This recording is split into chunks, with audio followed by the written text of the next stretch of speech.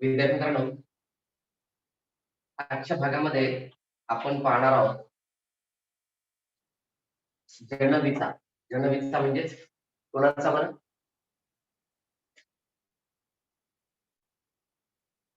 कोण आहे Janvi? What the meaning of Janvi? काय आहे जनवी लिहिलेलं? कुणाला सांगता येते?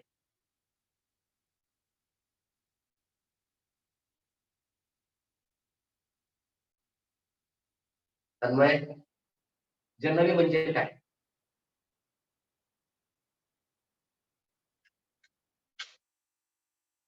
JNV म्हणजे काय?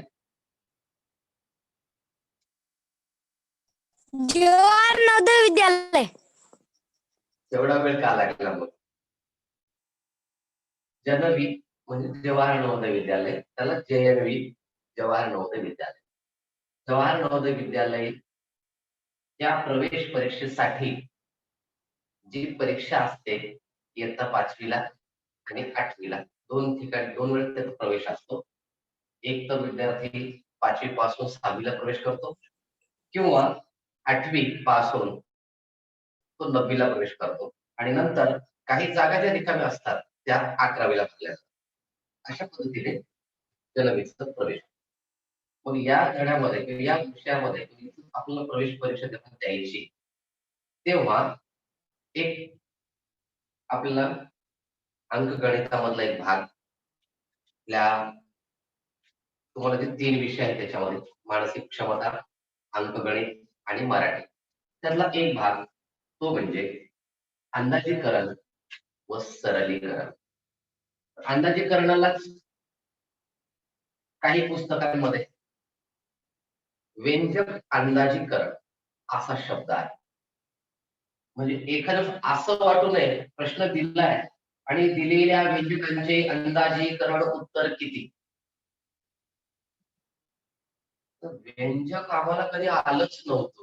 जसं आता महेशला प्रश्न पडला होता, आर्यनने म्हटलं की सर हे शब्द आम्हाला लक्षात आला नव्हता, पण हे माहिती आहे. बरोबर आहे आर्यन? हो सर. म्हणजे आपल्याला एखाद्या वेळेस प्रश्नपत्रिकेमध्ये जर असा शब्द चुकून आला तर आपल्याला लक्षात आलं पाहिजे की हे सुद्धा त्याचंच नाव आहे. व्यंजक अंदाजीकरण तेच आहे, अंदाजीकरण तेच आहे. दोन ठिकाणी हा शब्द येतो, अंदाजीकरण आणि सरलीकरण. सरलीकरणामध्ये 2-3 वेगवेगळे भाग आहेत. सरलीकरणाचा भाग घेताना आपल्याला एक काम करायचं, तो भाग आपण उद्याला घेणार आहोत, पण तो शिकण्यासाठी तुम्हाला एक त्याचा पुढचा एक भाग त्याच्यातील एक भाग शिकायचा आहे, तो म्हणजे आलेख. त्यासाठी तुम्हाला आलेख वही एक 5 ते 10 रुपयाला मिळेल किंवा 1 रुपयाला कागद मिळतो आलेखाचा. तो 1 रुपयाचा आलेखाचा कागद, एक 2-3 कागद. आलेखाचा कागद म्हणजे असा एक चौकोनी आयताकृती कागद मिळतो ज्याच्यावर सगळे हिरव्या आकाराच्या अशा या डब्यांची आखणी केलेली असते आणि या प्रत्येक डब्यात छोट्या 10 रेषा असतात. जशी तुमची चौकोन वही आहे, डब्याची वही आहे, तसाच तो कागद असतो. त्या कागदावर आपल्याला काम करायचंय.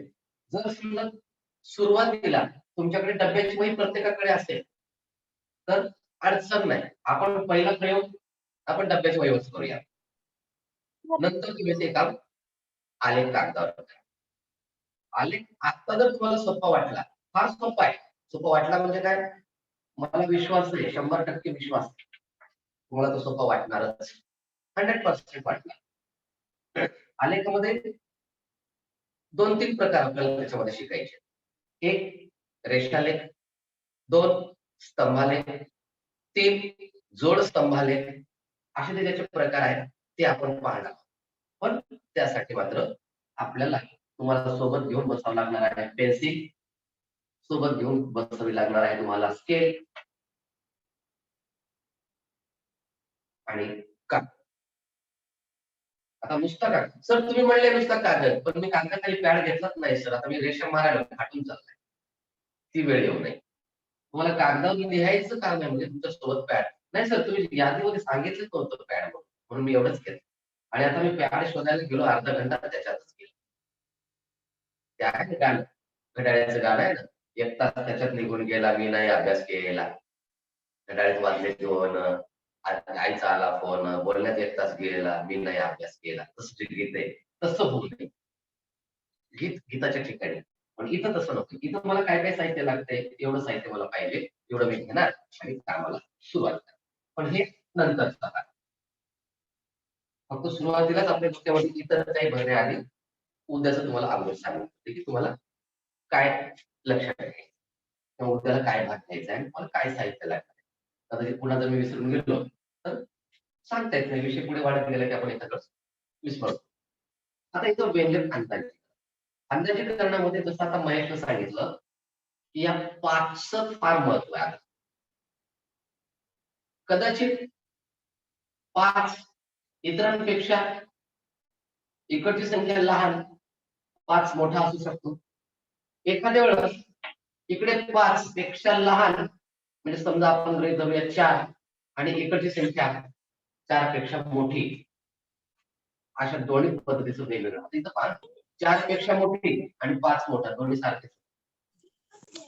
म्हणजेच इथं आपल्याला करावं लागतं की हा 4 मोठा, इकडची 4 पेक्षा लहान कोणतरी आहे. अशा वेळेस काय करायचं?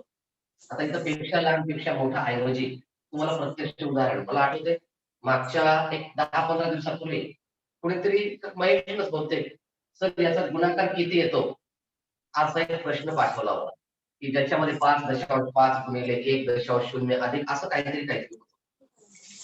ते गणित जे आहे त्यालाच अंदाजीकरण म्हणतात. तरी तुम्हाला त्याचे गुणाकार करत बसायचा नाही. कोणी तुम्ही उत्तर करू शकता. ज्याचा बाईक बंद करा. कोणाचं चालू आहे? अमित. दररोज सांगावं लागतं बेटा. आता तू जुना झालेला आहे. पहिल्या दिवसाचं नाही, आता बऱ्याच दिवसापासून तू जॉईन आहे. जॉईन झाल्याबरोबर आपला माईक अगोदर बंद करायचा. तुम्ही वहीचं पान जरी उचललं तरी पूर्ण आवाज येत नाही. आणि मी आणि दुसरं कोणाला पोस्ट केलेलं नाही. पोस्ट केलं तर ते बाकीचे सरळ रिमूव्ह करून टाकतात. त्यासाठी थोडंसं ध्यान ठेवायचं की आपला जर आवाज येत असेल तर तो सगळ्यांना डिस्टर्ब होतो. अगोदर पहिलं काम आहे की आपला आवाज बंद करायचा. हा, जेव्हा तुम्हाला बोलण्याची संधी देतोय त्यावेळेस मात्र तुमचा ऑडिओ आणि व्हिडिओ दोन्ही चालू करायचे. दोन्ही चालू करून तुम्ही बोला, मुळीच बंधन नाही. पण जेव्हा आपण एखादा घटक समजावून घेतो त्यावेळेस फक्त कोणी असू देतो, त्यांनी आपला माईक बंद ठेवण्याची शिस्त तुम्हाला ठेवावीच लागेल. कारण तिकडं वाजलं की मला कळतं कुणाला काही बोलायचंय का, पण मला थांबावं लागेल, मला लक्ष द्यावं लागेल. त्यामुळे तो डिस्टर्ब कुणालाच नको. समजा मग आपल्याला यामध्ये एक नवीन शब्द तुम्हाला वाचायला मिळेल.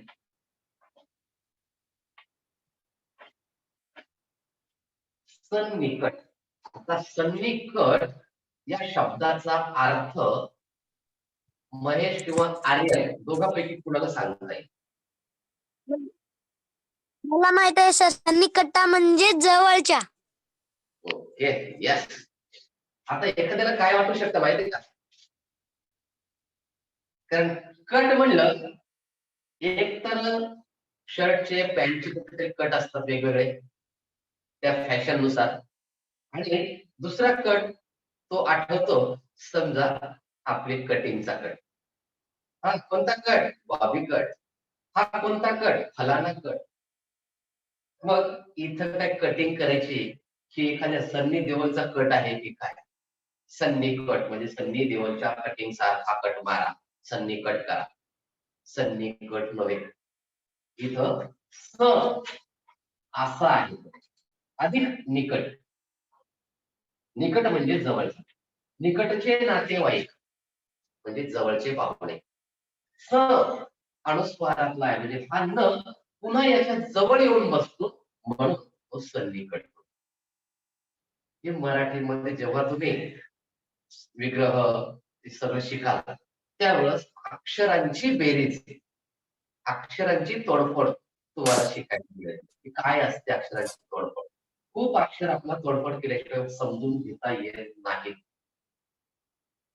तर समायोजन, सम अधिक आयोजन, म मध्ये आ मिसळला म्हणून मा, म्हणून समायोजन.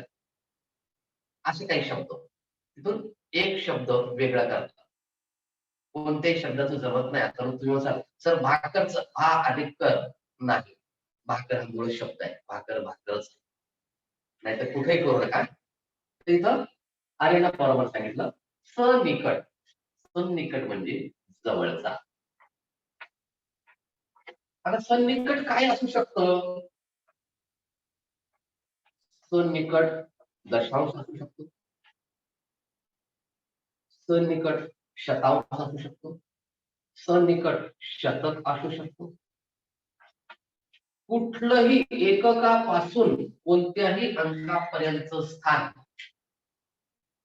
त्याची सनिकटता काय आणि ती सनिकटता म्हणजेच त्याच्या जवळचा शोधून काढायचा. म्हणजे काय करायचं? वाचून ऐकून घ्यायला खूप अवघड वाटणार आहे. बापरे काय हे की काय नाही, बापरे लय वेगळं आहे. म्हणजे प्रत्यक्ष उदाहरण पाहतो याला म्हणतात असं होत आहे. बघा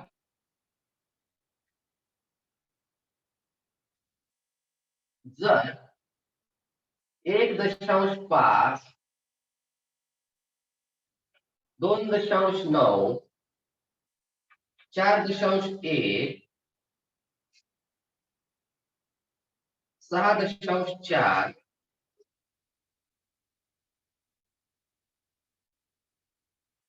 5वा 0.06, 6वा 0.102, 7वा 2.9, 8वं उदाहरण 22.51, 9वं उदाहरण 30.09 आणि 10वं उदाहरण 1.7. सर 2.9 डबल वेळा झाले. आता बघा 1.5 होतं 2, 2.9 होतं 3 आणि असा प्रश्न असते त्याच्यावर आता मी फक्त सनिकटता शोधून काढण्यासाठी हा भाग दिलाय. इतकं सोपं काहीही येत नाही हे लक्षात ठेवा. अशा अनेक संख्या एकत्र करून तुम्हाला उत्तर विचार नाही तसं फक्त एवढं करायचंय तिथे मला येते पण नाही असं आता हे मला समजलं. हा बस मग आता मला अंदाजीकरण आलं नाही. त्यासाठी फक्त पहिली ओळख करून देतो. हे आपल्या गावात ते आलते की नाही हे त्याचं घर आहे. फक्त दुरून दाखवलं हे त्याचं घर आहे. ओळख करून दिली नाही. प्रत्यक्ष पाहुण्याची भेट करून दिली नाही. कोण पाहुणं? म्हणले होते का कोणीतरी गावातला आहे.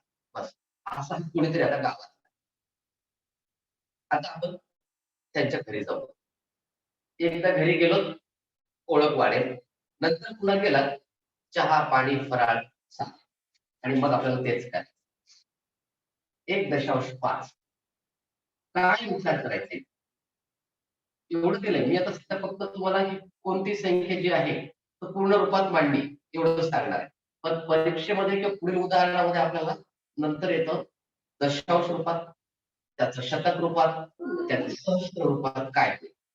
आता आपण 1.5 सर अर्थ काय. तर लक्षात काय घ्यायचंय सुरुवातीला महेश बोलला तसा की 5 कडे लक्ष द्या. जर गणितामध्ये दिलेल्या संख्येत या दशांशच्या पुढे आता फक्त आपण एक अंकी संख्येचा विचार करतोय. इथलं फक्त दशांश नंतर एकच. दशांश नंतर जर 5 किंवा 5 पेक्षा मोठा कोणी आला तर त्याच्या इकडची जी संख्या आहे पूर्ण संख्या तिच्यामध्ये एक पूर्ण मिसळा, म्हणजे हा अर्धा आहे, 50 पैसे आहे, 1.5 रुपये आहे, 1 रुपया 50 पैसे आहे. म्हणजे या 50 पैशाऐवजी त्याला पूर्ण रूपात घेऊन जा. म्हणजे या 5च्या ऐवजी तो इकडे गेला, जसं आता तन्मय म्हणला इथं 1.5 रूपांतर 2, म्हणजे 2 दशांश मध्ये मांडा म्हणले तर 2.0 इकडचा दशांश काय, 5चं रूपांतर इकडं. गणितामध्ये जेव्हा आपण योग्य हिसाब करतो त्यावेळेस दशांशच्या नंतर 5 पेक्षा कमी आले, उदाहरण इथं, तर याला सोडून द्यायचं, याला घ्यायचं नाही. याच्या सनिकट पाहिजे 1, म्हणजे 4च्या जवळ तर 1 म्हणजे आता इथं आपल्यासाठी त्याची किंमत नाही, म्हणून 4.1 ची किंमत आपण फक्त 4 किंवा 4.0. आता 4 घेतल्यावर 2 घेतल्यावर गुणाकार करणं आपल्याला अवघड आहे का? काही अवघड जाईल का? नाही सर. काहीच नाही. पण 1.5 गुणिले 4.1, अरे बाबा ते 5 आहे, इथं 1 आहे, नेमकं कसं करू? मग याची सनिकटता जर विचारली किंवा याचं अंदाजीकरण गुणाकार विचारला, 1.5 गुणिले 4.1 बरोबर किती? पहिल्यांदा तर आपण शोधणार कॅल्क्युलेटर, कारण त्याच्यावर विचारायला दशांश सगळं माहिती, तो पटकन करतो. मी गुणाकार करताना वाटते काहीतरी गडबड होईल, म्हणून मी याचा गुणाकार मांडायला जातो आणि गडबड होते. नाही, तुम्हाला गणित कशात विचारले ते बघा अगोदर. जर हा घटक किंवा हा प्रश्न प्रकार जर अंदाजीकरण मध्ये विचारला तर या 1.5चं रूपांतर 2, त्याचं उत्तर येते 8 येते उत्तर. 1.5चं रूपांतर 2 आणि 4.1चं रूपांतर 4 बरोबर 8 किंवा 8.0. ही आहे अंदाजीकरणामध्ये. पण ओरिजिनल जर उत्तर काढायचं असेल अंदाजीकरणा व्यतिरिक्त, तर मात्र मला 1.5 गुणिले 4.1 चा गुणाकारच करावा लागेल, आणि हा गुणाकार करताना बरेच जण गोंधळात पडतात. हा यस सर, आणि आपण 15 × 60 आणि वरचा एक जर सोडून दिला तर उत्तर चुक. हा, जमत नाहीये, कारण इथं काय झालं, 1.5चा 2 झाला, म्हणजे इथं 0.5 आगाऊचे आले आणि 4चा 1 गेला, म्हणजे 0.1च गायब झाला. म्हणजे इथं 1 गायब झाला, इथं 5 आगाव आले, म्हणजे 0.4चा फरक पडला या उत्तरामध्ये. त्याच्यामुळे उत्तरात, मूळ उत्तरात आणि याच्यात फरक पडतो. आणि जर मूळ उत्तर आपल्याला काढायला लावलं तरी सुद्धा बऱ्याच जणांना गडबड वाटते. सर, याचं उत्तर आता दशांशनं कसं काढू? थोड्या वेळासाठी एक लक्षात घ्यायचं की इथं दशांश नाही. आता मला गुणाकार करणं सोपं जाईल. 15 गुणिले 21 किंवा 21 गुणिले 15. 1 1 1 2 हा दशक आहे, म्हणून 0. 2 पंचे 10, 2 1 2 आणि 1 3. 2 पंचे 10, 2 1 2 आणि 1 3. आता माझं उत्तर इथं आलं 5, इथं आलं 1, इथं आलं 3. 1 5 5, 1 1 1. 2 पंचे 10, हातचा आला 1, 2 1 2 आणि 1 3. आता मला विचार करायचा आहे, दशांश इथं 1 होता, इथं 1 होता, दशांश नंतर 1 अंक, दशांश नंतर 1 अंक, गुणाकारामध्ये दशांशाची बेरीज होते, म्हणून 1 2 स्थळ सोडून दशांश. पहा उत्तराचा फरक. मी इथं तुम्हाला 4.1 आहे, मी तुम्हाला 2.1 म्हणणार, म्हणजे अशा पद्धतीने उत्तरामध्ये फरक असतो.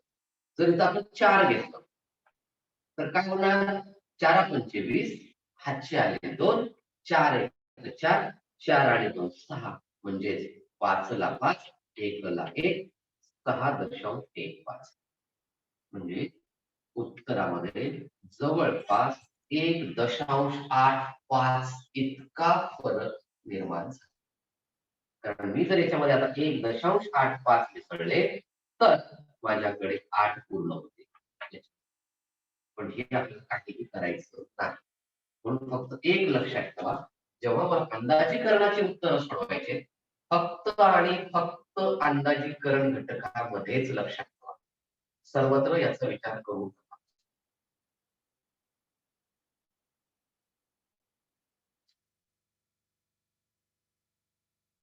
ओके, म्हणजे मग आता 2.9 याचं उत्तर काय येणार? 3 3. जर दशांश रूपात मांडा म्हणले तर 3.0 3.0 3. आपण जर पॉइंट म्हणत असेल तर अंक सुद्धा इंग्लिश मध्ये, आणि जर आपण दशांश म्हणत असेल तर अंक सुद्धा मराठी 3.0 किंवा 3.0. उर्दू मराठी इथं 4.1 याचं उत्तर 4 4. 4.0 चला 6.4 6.0 6. आता इथं बघा मला 0.07 च काय येऊ शकते? 0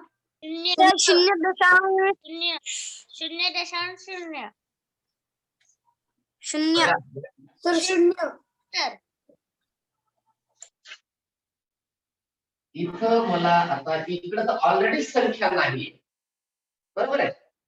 म्हणून तुमचं उत्तर आहे बरोबर आहे. सुरुवातीला 0 तुमचं उत्तर मान्य आहे मला. पण इथं 0.07 होते. 7 हा 1 इथं, हा 0 इथं आहे, म्हणजे 7 पैसे होत. मला 7 पैसे नको, त्याचं रूपांतर वेगळं करायचं, म्हणून 0.1 हे त्याचं रूपांतर. मी इकडची संख्या इकडे केव्हा विसरू शकेल? जर माझ्याकडे दशांशच्या अलीकडे अंक असेल तर, अन्यथा त्याची किंमत त्या पद्धतीने. आता जर तुम्हाला विचारले 0.04 आणि गुणाकारात आलं तर मात्र 0, कारण 4 ची किंमत आपण 0च घेणार. पण 5 आलं किंवा 5 ते 9 पर्यंत आलं की मात्र 1 वाढवत, आणि 1 ते 4 आलं की मी 0 करणार. म्हणजे लक्षात ठेवायचं 1 ते 4 अंक आले की मला किंमत 0 ठेवायची, आणि 5 ते 9 अंक आले तर मला अगोदरच्या संख्येमध्ये, डाव्या हाताकडील संख्येमध्ये 1 मिसळायचं. आता नेहमीच एकाच अंकात मिसळा असं येईल का? नाही. नाही म्हणजे नाहीच. तुम्हाला एखादी संख्या माहिती आहे का? 5347 या संख्येतील दशांश रूप बदला. दशक स्थानाची किंमत निकटच्या शतांशात करा तर उत्तर बदल. तिथं दशांशच नाही, मग अंक कोणता बदलायचा आहे तो प्रश्न निर्माण होतो. मग अगोदर एवढं झालं, आपण त्याच्याकडे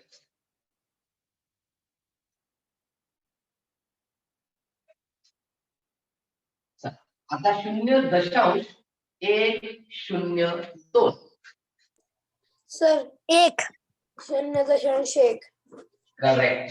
नॉट ओनली वन करणार. 1 का नाही होणार? कारण 1 ची किंमत 1 आहे, म्हणजे हा इकडे येण्यासाठी तर तयारच नाही. इकडे केव्हा येऊ शकतो? जर इथं त्याची किंमत 5 असेल तर तो उडी मारून येऊ शकतो, नाही तर तो जागेवरच. एक तर त्याची किंमत 0 आपण गुणाकारात घेत असेल तर, अन्यथा एवढ्याचीच किंमत विचारली म्हणून तुम्ही अगोदर सिंगल घेतले. मला माहित होणार आहे, म्हणून मी अगोदर अगदी पायापासून सुरुवात केली. इथं 1 ची किंमत मला माहिती आहे, इथं 0, पण इथे 0.102 आणि हे 3 अंक घालवायचे. या 2ची किंमत इकडे काहीच नाही, 0 सुद्धा नाहीच नाही, म्हणून याचं उत्तर 0.1 इतकंच. पण जर असं विचारले, इथं समजा 4.5 गुणिले 0.1 बरोबर किती, अशा वेळेस या 4.5 ची किंमत होते 5 गुणिले 0.1 ची किंमत काय होते, 0 आणि उत्तर काय येईल, 0 5. याने इतकी मोठी संख्या असूनही त्याला 0 करून टाक. पण तुम्हाला शून्याची येत नाही, इकडे काही ना काही संख्या येते. मग जर इकडे 1.1 असेल तर याचं उत्तर 5 गुणिले 1 बरोबर 5. हे असा फसवेगिरीचा प्रकार, म्हणजे आपण तो नियम किंवा ती कृती किती लक्षात ठेवली यावर सगळं आहे. चला 2.8 याचं रूपांतर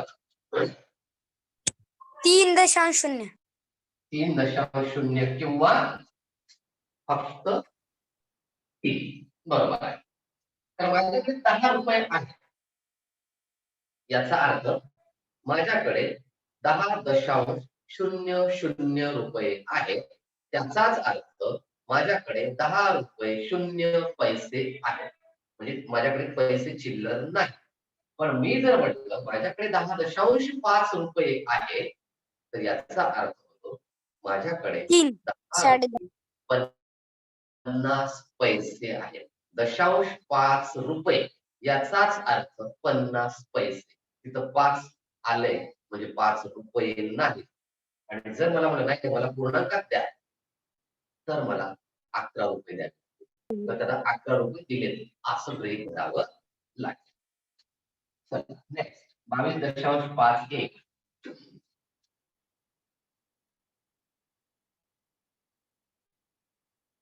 काय 23 अगदी बरोबर आहे. कारण इथं आता इथं नाही तर इथे विचार करा, इथे की येतोय मग इथं 5 म्हणता इकडं नाही, दशांशच्या नंतरचा विचार करायचा. कोण आहे 5 इकडे उडी मारली म्हणजे 1 झाला. 5 न उडी मारली म्हणजे त्याच्यासोबत की आपोआपच उडी मारून येतात, हे तिथं राहत नाही.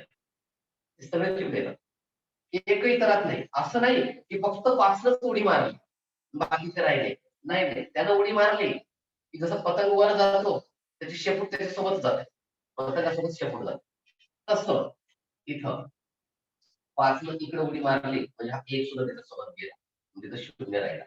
मग हा इकडे गेला, इथंच जाऊन बस, इकडे नाही जाईल तर 32 नाही होणार. किंवा इकडे 1 आणि इकडे 1 दोन्हीकडे जाऊन बसला, असंही नाही होत. शक्यता सगळ्या लक्षात घ्यायच्या. हा 0.5 इकडे गेला म्हणजे फक्त 1 पूर्णांक गेला, 1 पूर्ण इकडे गेला म्हणजे 22 होते, 1 ने वाढला 23 झाले. नाही तर 1 याला दिला 1 याला दिला, म्हणजे आमच्याकडे सगळ्या 1 अंकी संख्या होत्या. आता इथं 2 अंकी आहेत म्हणून दोघायला तेवढंही उदार मतवादी आपण व्हायचं नाही. आपण एवढेच ठीक आहे. मग 22 मध्ये फक्त 1 मिळाला 23, म्हणजे 23.0 किंवा फक्त 23. 30.09 काय होईल बरं?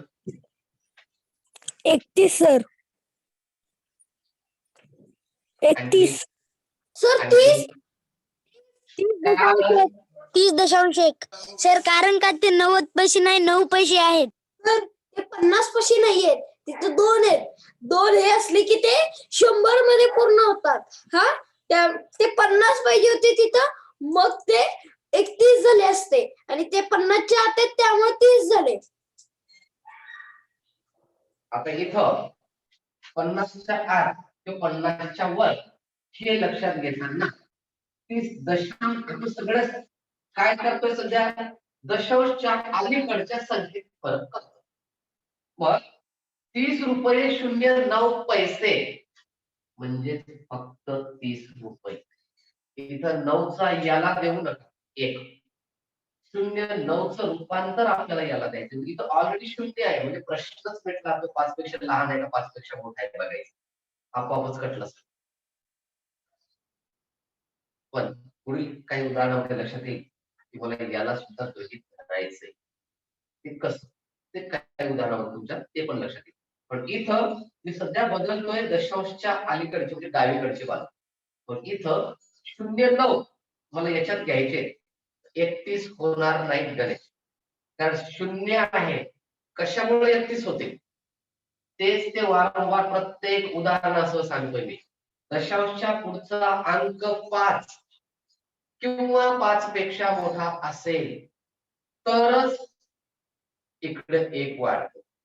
आणि जर दशांशच्या पुढे 0, 1, 2, 3, 4 असेल तर तो गायब होतो.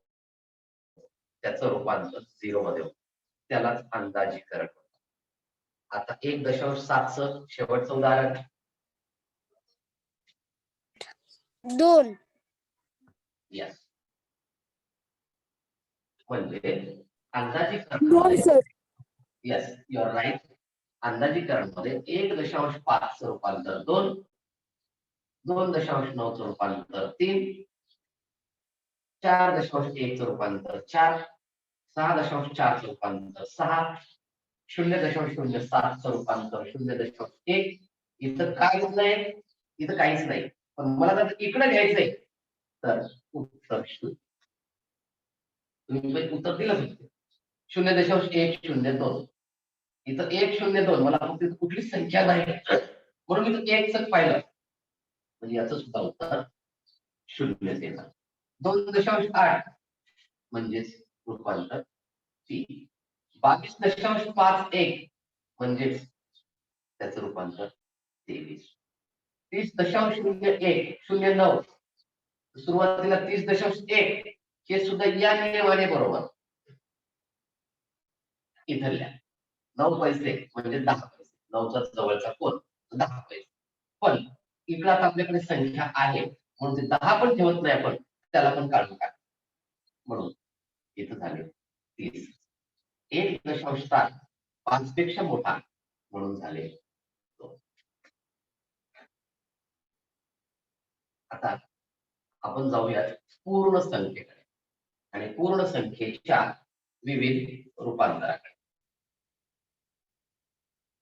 एकदा दशांशची माहिती झाली की ही माहिती व्हायला वेळ लागत नाही.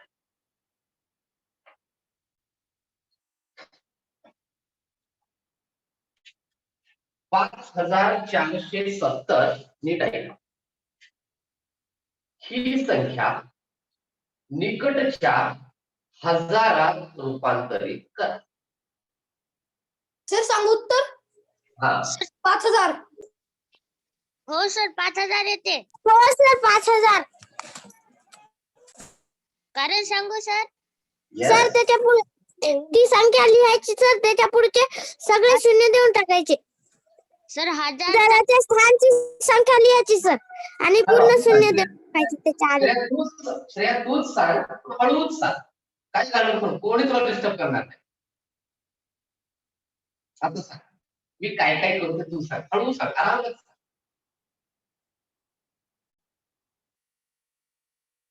बोल. सर ती बरोबर आहे सर संख्या. ते हजाराच्या स्थानची सांगितली सर आपल्याला संख्या हजाराचा स्थान घ्यायची आणि त्याच्या पुढचे जेवढे संख्या आता तेवढे शून्य देऊन टाकायचे. फक्त मला काय लक्षात ठेवायचंय, निकटचा कोण विचारलाय म्हणजे सनिकट कोण आहे. मला काय विचारलंय दिलेल्या संख्येमध्ये, निकटच्या शतकात विचारलंय, निकटच्या हजारात विचारलंय, निकटच्या लाखात विचारलंय. एवढंच लक्षात ठेवायचं आणि या संख्येचं ते स्थान शोधून काढायचं की कुठं आहे. एकक, शतक, हजार. म्हणजे मला फक्त हा 5 एकच अंक अगोदर घ्यायचा आहे. निकटच्या हजारात विचारले, आता याच्या पुढचा अंक काय आहे 4 म्हणून हा 5. सर ते आता 5च्या पुढचे मोठे अंक जर असले तर त्या संख्येमध्ये 1 वाढवायचा सर. हजाराच्या अंकामध्ये 1 वाढवायचा. सर तिथं जर 5,501 असतं तर मग 6,000 झालं असतं आणि 500च्या पुढे असतं आणि 500 जरी असतं तरी 6,000 झालं असतं. इथं Correct. 470 500च्या आत आहे त्यामुळे 5,000 झालं. Yes. आणि सर इथं तेच काय तुम्ही, इथं 4 आहेत त्याचं शतक आणि 4 हा 5 पेक्षा लहान आहे, म्हणून या 4चं रूपांतर शून्यामध्ये, 7चं रूपांतर शून्यामध्ये, 0चं रूपांतर शून्य.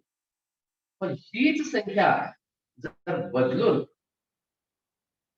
5,704 असती तर मला 10,000 5 ला 5 मी घेतले असते, पण इथं 7 हा अंक 5 पेक्षा मोठा आहे, म्हणून 1 त्याच्यात मला मिसळायचं. म्हणजे 704चं रूपांतर 1000 होईल. म्हणजे 5 अधिक 1 बरोबर 6,000. अगदी बरोबर आहे. तुम्ही जे सांगताय अगदी करेक्ट सांगताय. लक्षात आहे तुमच्या, लक्षात आलंय तुमच्या. म्हणजे आणि जर समजा 5,070 असती तर सर 5,000 5,000च येत सर 5,000च येईल. आता नीट ऐका. बाकीचे विद्यार्थी जे आहेत त्यांचा आवाज येत नाहीये, आता नाव घेऊन म्हणायची काही आवश्यकता नाही. सगळं तुम्हाला जेवढे आहेत, जे पुढे आहेत, गणेश असेल, रोहिणी असेल किंवा समर्थ वगैरे जे आहेत, समृद्धी असेल, त्यांनी सांगायचं. समजा जर गणित 3,749 असं दिलंय आणि विचारलंय 3,000 अगोदर ऐकलंच नाही तर काय सांगणार आहोत. वाक्यात पूर्ण होऊ दिलं नाही. काय विचारलंय मी, कोणती संख्या घ्यायची आपल्याला, सर सांगा ना परत. म्हणून ऐकणं किती महत्वाचं आहे. सांगितलंच नाही, प्रश्नच दिला नाही, फक्त 3,749 संख्या आहे, मी एवढंच म्हणलं. उत्तर आमचं तयार. आणि मला सांगायचं तिथं 3,749 ही संख्या निकटच्या दशकात कशी मांडा. सर निकट म्हणजे काय? निकटा 700 3,700. सर निकट म्हणजे काय? 3,750 3,750 पावणे 4,000 750 3,750 दशकात पावणे विचार. 4,000. निकट म्हणजे काय? निकट म्हणजे जवळ झाली जवळ. सन्निकटता म्हणतात त्याला, सन्निकट. त्याच्याबद्दल वाबिकट, सन्निकट सुद्धा सांगितले. निकटच्या म्हणजे त्याच्या जवळचा दशक कोण, म्हणजे 4चा जवळचा दशक कोण आहे, तर 4च्या जवळचा दशक इथं 9 आहे, म्हणून 5. म्हणजे जर मला दशकाची निकटता विचारली तर मला एककाचा 5 किंवा 5 पेक्षा लहान विचारायचं. म्हणजे निकटचा शब्द कुठं वापरायचा आहे, त्याचा वापर कुठं करायचा आहे, हे नीट समजलं तर हा प्रश्न तुम्ही सहज सोडवा. निकटच्या दशकात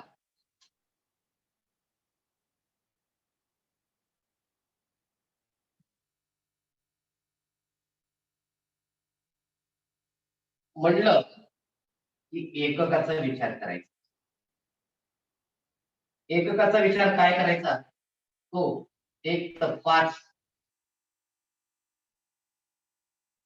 किंवा 4. एक तर तो 5 पेक्षा किंवा याऐवजी आपण 2 घेऊयात शक्यता, आणि इथं 5 पेक्षा मोठा किंवा इथं 5 पेक्षा मोठा झाला आणि इथं 5 पेक्षा लहान.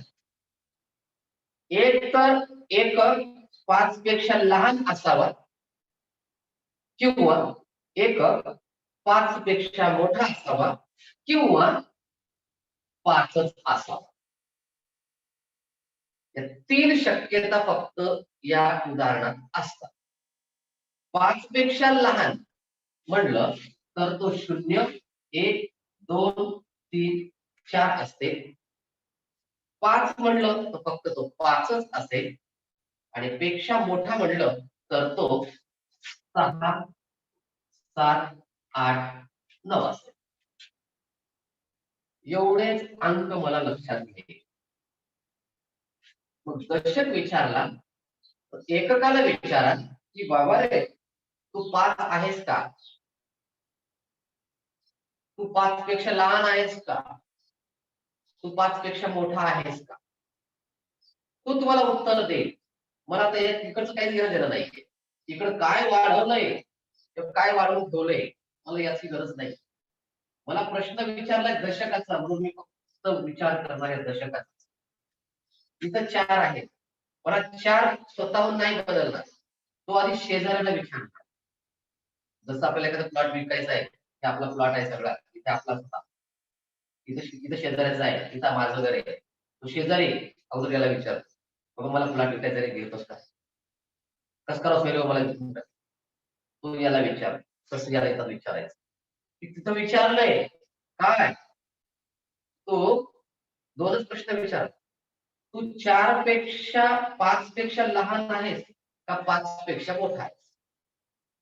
तो न लाजता उत्तर दे. 0 असलं तरी तो उत्तर दे. मी 5 पेक्षा की नाही मोठा आहे. लाजणार नाही काहीच नाही. मी 5 पेक्षा लय मोठा आहे. नाही काहीच नाही म्हणत. मी 5 पेक्षा मोठा आहे. मी 5 पेक्षा लहान आहे. जर यानं म्हणला मी 5 पेक्षा मोठा आहे इकडचं तर 1 वाढ. आणि जर 5 पेक्षा लहान आहे म्हणलं तर त्याला 0 करा. संपलं. एवढं सूत्रच लक्षात ठेवायचं. 5 असलं तरी 1 वाढवायचंय. 5, 6, 7, 8, 9 असलं तरी 1 वाढवायचं. आणि 0, 1, 2, 3, 4 असेल तर त्याला 0 करून टाकायचं. मग हा म्हणतोय मी 5 पेक्षा मोठा आहे. मोठा आहेस का? चला हा मोठा तर याच्यात 1 वाढवा आणि याला 0 करा. हा झाला निकटचा दशक. आपण आता एकाच संख्येवर 2-3 घेऊयात आपण. ही केव्हा दशक असेल, दशक विचारला तर एककाला असं विचार. जर तुम्हाला शतक विचारला तर शतक इकडं कोण येणार आहे म्हणून? दशक. फक्त शेजारला विचारा. आता नाही बा शतक दशक एककाला विचारायचं नाही, सोडून द्या त्याला, गरज नाही. आता इथं जर तुम्हाला निकटचा शतकात बदल करा जर म्हणले तर शतकानं काय करायचंय? निकटचा शतक विचारला तर तुम्हाला इकडच्या एककाचा विचार दशक सर. दशकाचा विचार करायचा. पद्धत 3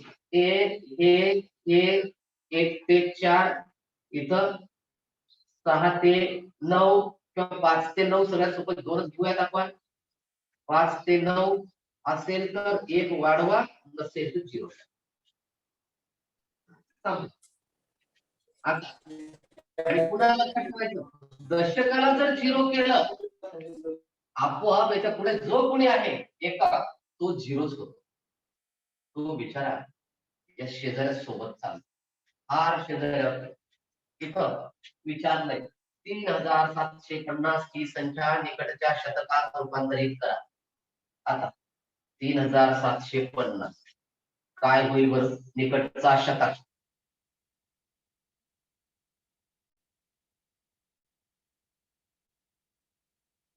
उत्तर काय येईल? सर संख्या ना हीच सांगितली ना मी. 3749 आपली अगोदरची एकच संख्या म्हणूया आपण क्रिया करूया. सर 3700 उत्तर येईल. 3700 का बरं? सर 4 हा 5 पेक्षा लहान आहे म्हणून. म्हणजे मला शतक विचारलेला आहे म्हणजे हा झाला माझा 7 शतक.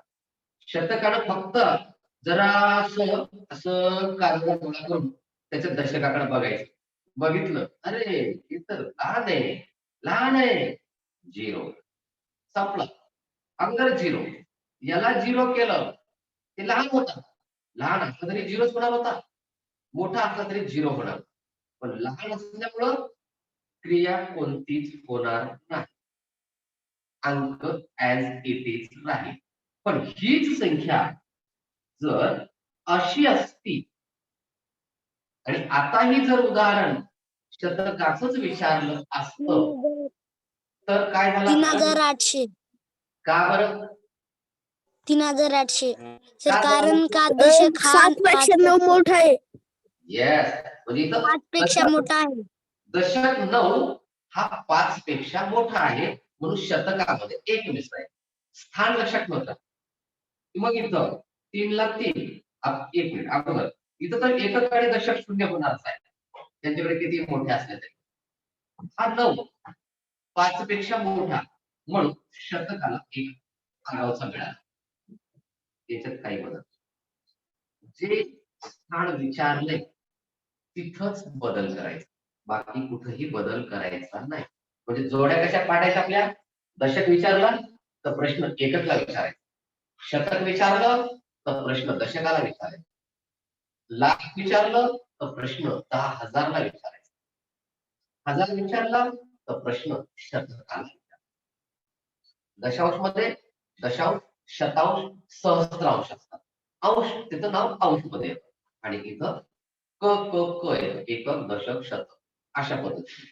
तर या पद्धतीचे आपल्याला अगोदर एकदा रूपांतर जमले की मग बेरीज करायला अवघड नाही.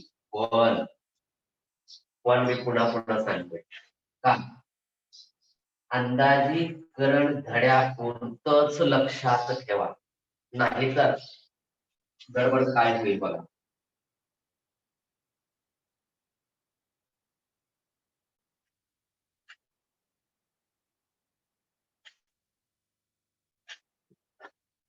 सर शाळेत दिला आणि तुम्हाला दिलं 3749 अधिक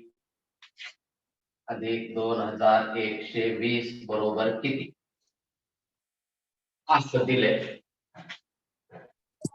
काय सर पहिलं त्याचं ना अंदाजीकरण, काय तो प्रश्न अंदाजीकरणामध्ये विचारायचं. हा, तुम्हाला शाळेत गेल्यावर सर दिलं सरांनी प्रश्न, अरे चला म्हणून चला फळ्या आम्ही काही बेरजा देतोय, बेरीज करा बरं असं दिलं आणि माझ्या डोक्यामध्ये हे चक्र चालू राहिलं होतं. तर मी काय काय करू शकतो, काय काय उत्तर येतील बरं, चला तुमच्यापर्यंत येऊ द्या, तुमच्याकडे येऊ द्या, काय काय उत्तर येऊ शकतात या प्रश्नाचे. सर, याचा दशकाच्या अंदाजीकरणामध्ये उत्तर एककाच्या गती सांगा ना. तू काय सांगू शकतो? सर अंदाजीकरणातल्या अंदाजीकरणामध्ये उत्तर लिहा. सर 6000 पहिलं 6. एक उत्तर येईल 6000. बर, चला दुसरं उत्तर काय आणखी येऊ शकतं? 4. 4000 कसं येऊ शकते बरं? सर मी 3749 म्हणतोय. हा नाही नाही, बेरीज दिली ना, बेरीज दिली ना. सर मग 6000. हा दिलंय, आलं एकाचे 6000 सांगितलंय. ओके, आणखी उत्तर तुझ्याकडून काय येऊ शकतं? 5800. गुड, व्हेरी गुड, मला इकडेच न्यायचं होतं. गुड. तिसरं उत्तर रोहित विचार कर.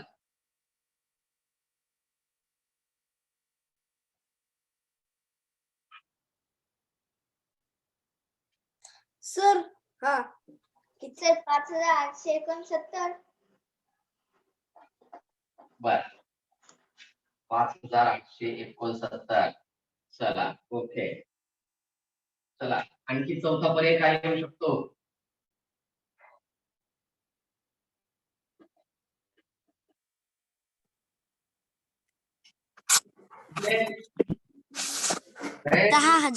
सर 5900. सर 5870 म्हणजे 5870.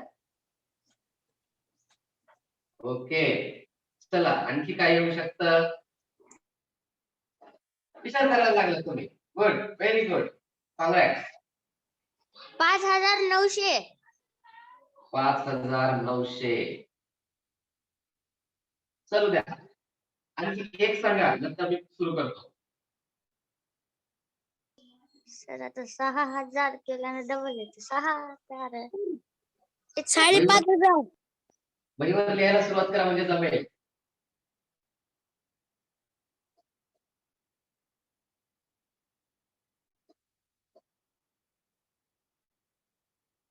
छान जमलेलं आहे.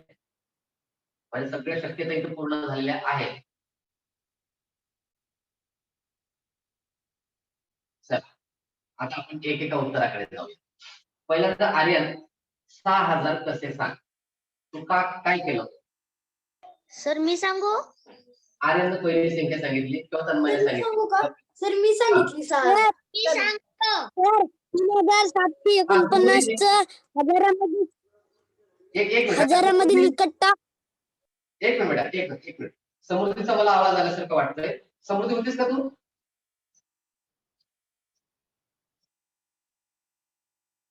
हा चल, ती बोल पुन्हा लेफ्ट झालेली. ओके, हा सांग बेटा.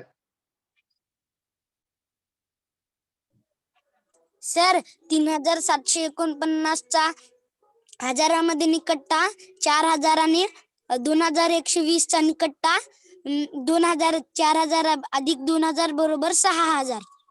आणि आता एक लक्षात ठेवायचं, 6 नाही म्हणायचं. 6 निकटता नसतो, ची निकटता. तर ची संख्या म्हणतो आपण, 6 संख्या म्हणत नाही. म्हणून 3,749 ची निकट संख्या, 6 निकटता नाही, ची. सर 5,750.00. हा आता इथं तू कोणते सांगितलं होता? 6,000. बर, चला हे बरोबर उत्तर आलेलं आहे. दोघांचं स्पष्टीकरण ओके. आता 5,080 त्यांनी सांगितलंय, याचा अंदाज काय असू शकतो बरं? 3,700 अधिक 2,100. म्हणजे इथं कशामध्ये बदल केलाय? शतकामध्ये दशकामध्ये बदल केलाय. Yes. 10,000 शतक, दशक, एकक असे बदल Yes, करत गेले. continue. इथं 5,000 म्हणजे 6,900. हे याची बेरीज आली. 5,000. वहिनीनं सांगितलं तर ही झाली सरळ केलेली बेरीज. आणि सरांना फळ्यावर दिलं तेव्हा सरांना हेच अपेक्षित होतं की चला मुलांना 3,749 अधिक 2,120 किती. तर ते हे त्यांचं उत्तर आलंय, त्यांना ते 2 पैकी 2. हे झाली सरळ केलेली कृती. पण जर मला प्रश्न अंदाजीकरणामध्ये विचारला तर मात्र इथं ते देतील 0. बरोबर आहे? एकीकडे तेच उत्तर आपल्याला गुण देतंय, एकीकडे तेच उत्तर आपल्याला शून्य करतंय. म्हणजे माझं लक्ष कुठं पाहिजे की मला काय विचारली म्हणून ते अंदाजीकरण विचारलंय, सहज दिलेलं गुणाकारातलं बेरजेतलं उत्तर आहे. जर मला सहज दिलेलं असेल तर हे बरोबर. आणि चला आज आपण थोडेसे अंदाजीकरणावर आधारित काही उदाहरणं पाहू. असं दिलं तर म्हणजेच परीक्षेमध्ये का सांगतोय हे, परीक्षेमध्ये काय तिथे तुम्हाला सर येणार नाहीत कोणते.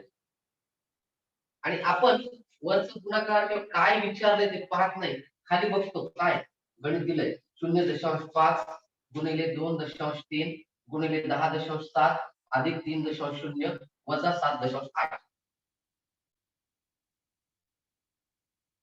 आपण रफ मध्ये त्याचे सगळे गुणाकार करत बसलो, उत्तर काढतो. तुम्ही जे उत्तर काढले ते 4 पैकी एका पर्यायात हम खास असते. कारण त्यांना माहित आहे की मुलगा हेच कृती अगोदर करणार, हीच कृती तो अगोदर करेल.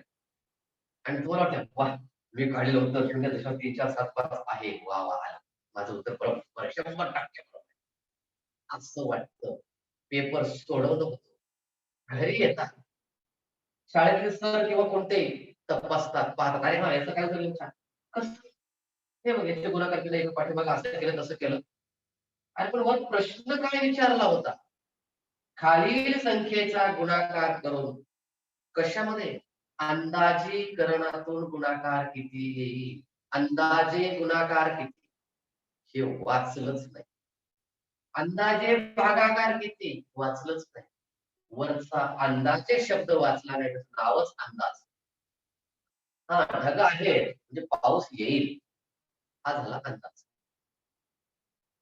लाईटमॅन डेपीकडे चालले, हा म्हणजे थोड्या वेळात लाईट येईल, किंवा डेपीकडे चालले म्हणजे थोड्या वेळात लाईट जाईल, हा अंदाज. बाबा नांदेडला गेले, हा मला काहीतरी खाऊ आणतील, हा अंदाज. नाही याला तर हरकत नाही, पण तो अंदाज बांधतो बस. मग इथं आपल्याला काय विचारलंय प्रश्नपत्रिकेमध्ये तो शब्द आधी वाच, नाहीतर सोपा भागही आपण स्वतःसाठी इतका अवघड करून ठेवू की पेपर सोडवणं झाल्यावर स्वतःच सुधारे, यार काय चूक केली मी, इतकं सोपं. आणि परीक्षेमध्ये हमखास प्रत्येक विद्यार्थ्याला हा अनुभव येतो की तो सोपाच भाग चुकवतो. तुम्ही असाल, मी असेल, माझा मुलगा असेल, कुणी असेल, परीक्षा संपल्याच्या नंतर जेव्हा ते स्वतः थोडस पाहतात, तपासतात, त्यावेळेस अरे यार काय सोपं होतं, पण तिथं 3 तासात पूर्ण पेपरचं गुत्त आपल्या डोक्यावर असतं, त्यावेळेस तो सोपा भाग आपण विसरून जातो की कशा पद्धतीने. म्हणून आधी वाचन नीट करा, खूप प्रश्नपत्रिका सोडवण्याचा प्रयत्न करा. जास्तीत जास्त प्रश्नपत्रिका सोडवलात तर त्या प्रश्नपत्रिकेस मला काहीच वाटणार नाही. प्रश्नपत्रिका ही पण अशीच अशा आम्ही सोडवल्या घरी, तेच तुम्हाला वाटणार. म्हणून पेपरची भीती तर मुळीच करू. पेपर आहे, उद्या परीक्षा आहे, बापरे उद्या परीक्षा, आणि मग थंड थंड थंड आणि टू परीक्षा, असं फ्रँकली काहीच टेन्शन न घेता तर तुमच्या परीक्षेमध्ये तुम्हाला यश आणणार. आणि जर भीती राहिली की माणूस हमखास सोपे उत्तर चुकवणार. मग इथं अगदी तुमच्या पहिल्या अगदी बरोबर आहे, तुम्ही इथपर्यंत सांगितले अगदी बरोबर आहे. फक्त लक्षात ठेवायचे काय तो शब्द. रोहिणीने सांगितलं हेही सुरुवातीचं बरोबर आहे, तर हेच अगोदरच होतं. पण आता जर हा प्रश्न मी अंदाजीकरणामध्ये विचारला तर मात्र हे बरोबर आहे, हेही बरोबर आहे. काही जण म्हणतील, तुम्हाला वाटत सर एकाच प्रश्नामध्ये तुम्ही 1, 2, 3 असे कसे बरोबर म्हणाल. इथं इथं चुकलं आपलं थोडंसं, 7, 1, 8. हा हे चुकतं, पण हे बरोबर. एकाच प्रश्नामध्ये 5 पर्यायापैकी 4 बरोबर, असं कसं आहे, असे कसे आहे. इथं जर अजून एक निघालं 5,7,5,0,00 म्हणजे 5,750.0. दशांश नाहीच आपल्याकडे, विदाउट पॉइंट आहे आपल्याकडे. मग आपण दशांश 5,750. हा दशांश घेतलं नाही आपण. हा इथं 749 आणि इथे 2120. इथं आपण जर हा प्रश्न कसा विचारला जाईल तुम्हीच पहा, स्वतः 2 संख्या घ्या, 3 संख्या घ्या, 1 संख्या घ्या, प्रश्न तुम्ही तयार करा की या संख्येची बेरीज निकटच्या शतकात कशी करा, दिलेल्या संख्येची बेरीज निकटच्या सहस्रांशात कशी करा, किंवा निकटच्या हजारात कशी करा, निकटच्या दशकात कशी करा. निकटच्या म्हणजे तिथं बाकीच्या अंकाचा विचार नाही. बदलणार आहे, शतक म्हणलं तर शतकाचं स्थान बदलेल, त्याची किंमत बदलेल, किंवा तीच राहील. हजारामध्ये विचार नाही, 3 आणि 2 5 होत आहेत माझ्याकडे, म्हणून 5 लिहिले नाही. का? कारण त्याच्या पुढे 7 आणि 1 यांची बेरीज 8 होते. आणि मग शतक हा 5 पेक्षा मोठा, फक्त शेजाऱ्याकडे जरा असं बघायचं. हा शेजाऱ्याने साडी किती आणली, 700 रुपयाची. हा मी 750 ची आणते. त्याच्या वाढदिवसाला त्याला सायकल केवढ्याची घेऊन दिली? 2700 रुपयाची घेऊन दिली. मी 3000ची. नेहमीची उदाहरण. त्यानं 180 रुपयाचा बूट आणलाय. मी 200 रुपयाचा आणतो. झालं. म्हणजे पहा, आपण निकटता कधीपासून शिकतोय? जेव्हा आपल्याला काही कळतही नव्हतं तेव्हापासून शिकतोय. फक्त लिखित स्वरूपात आता आलेला आहे. आपण अगोदर शिकलोय. तुला किती दिले? तुला 5 अंके दिले. मी 6 घेतो. तुझ्यापेक्षा एक आगाव घेतो. पण असं नाही म्हणणार, तुला 2 दिले, तुला 2 अंके दिले, मी 0 घेतो. हे नाही म्हणणार बरं. तिथं नाही जाणार आपण. तुला 2 दिले, मी 3 घेतो. 2चं उदाहरण 3 सोबत आपल्या इथं काम करत नाही. आपल्याला अंक पाहिजे तो 5. 5 पेक्षा कमी, 5 पेक्षा मोठा. एवढंच लक्षात ठेवा. मग तुम्हाला सहज समजेल. मग आता इथं पहिलं उत्तर बरोबर. 5869 हे बेरीज रूपात बरोबर. 5870 इथं काय केलं? 4 आणि 2 म्हणजे इथं दुसरं आहे आपल्याकडे. 6 दशकात विचारलंय. तुम्ही स्वतःला प्रश्न, मी नाही विचारला. तुम्ही स्वतः अंदाज लावलाय की तुमचं काही देऊ शकतो. तर इथं या प्रश्नाला विचारलं की या 2 संख्येची बेरीज निकटच्या दशकात कशी मांडा?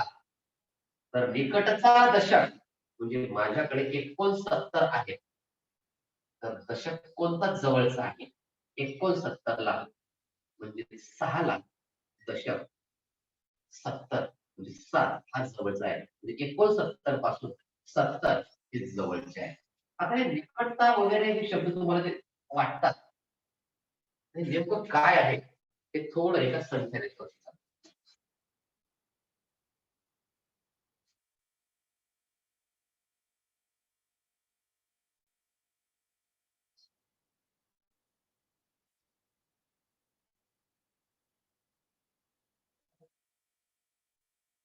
मध्यबिंदू 0 1 2 3 4 5 6 7 पुढे वाढत गेलं समजा किंवा 1 1 1 1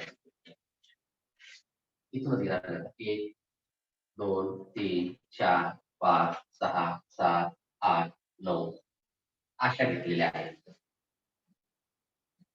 सर ही संख्या रेषा आहे ना?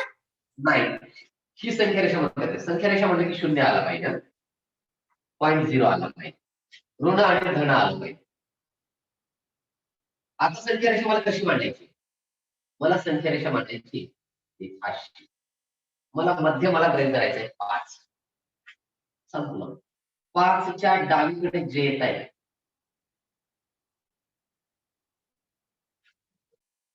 हे आले की मला 0 करायचं आणि इकडं आलं की मला अधिक 1 करायचं.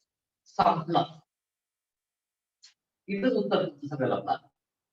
जर मला मग काही विचारू द्या, एकक विचारू द्या, दशक विचारू द्या, शतक विचारू द्या, काही विचारू द्या, एककाचा फरक पडणारच नाही. काही फरक पडतो दशकापासून पुढे. फक्त एककाचं विचारलं इथं सुद्धा 1 2 3 4 अंक जर आले तर तो बिचारा निकटचा म्हणून 0 होईल. पण बाकीकडे मात्र बदल होतो. जर 0 पासून 4 पर्यंत आले तर त्याला 0 करा आणि 5 पासून 9 पर्यंत आले तर शेजाऱ्याला 1 वाढ. एवढं एकच तत्व या अंदाजीकरणामध्ये लक्षात ठेवा. अंदाजीकरण लिहिला धडा की त्याच्या खाली संख्या रेषा पाठवतात. पण ही संख्या रेषा आपल्या पुरती नाहीतर कुठेही काढला आणि हिला संख्या रेषा म्हणतात नाही, हिला म्हणत नाही. संख्या रेषा म्हणलं की तिथं आपल्याला 0 असतो, कारण LHS is equal to RHS असतं त्या ठिकाणी. मग इकडं आपल्याला सगळ्या ऋण मायनस आणि इकडं सगळ्या धन. इथं समजा याच्या जवळचा असतो ऋण 1 ऋण 2 ऋण 3, इकडं असतो 1 2 3. ही झाली संख्या. ही आपल्यासाठी तात्पुरती अंदाजीकरण रेषा, अंदाजीकरणाचं सूत्र समजून घेण्यासाठी केलेली रेषा. ती मला काय करायचं असतं तर मला करायचं असतं की 5 किंवा 5 पेक्षा मोठा आला तर 1 आगाव करायचा, संपलं. मग आपलं उत्तर चुकणार नाही. कोणतीही संख्या देतात. एक परीक्षेला मागे पडलेला प्रश्न आहे. समजा तिथं दिलेलं होतं अशी संख्या दिलेली आहे आणि विचारलंय की ही संख्या, दिलेली संख्या निकटच्या लक्षमध्ये कशी बदलाल?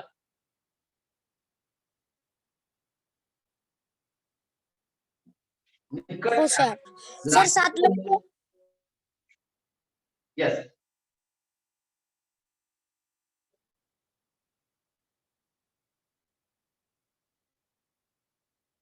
निकटच्या 7 लक्ष. यस. का बरं?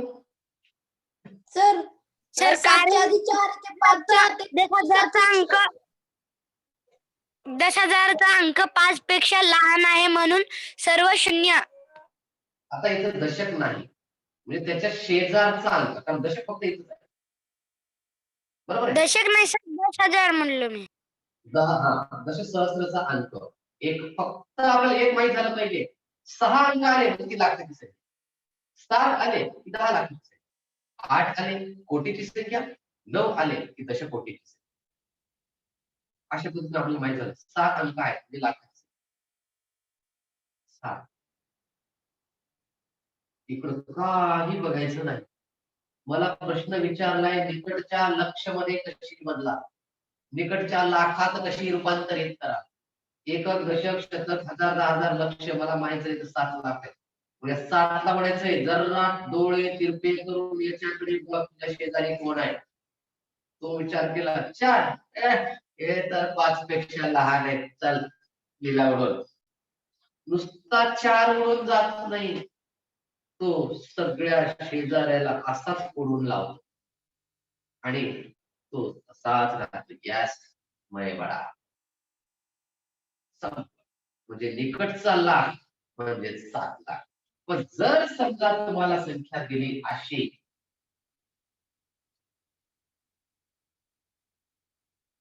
आणि सांगितलं की दिलेली ही जी संख्या आहे या संख्येचं निकटच्या लाखात रूपांतर करा, तर काय करणार?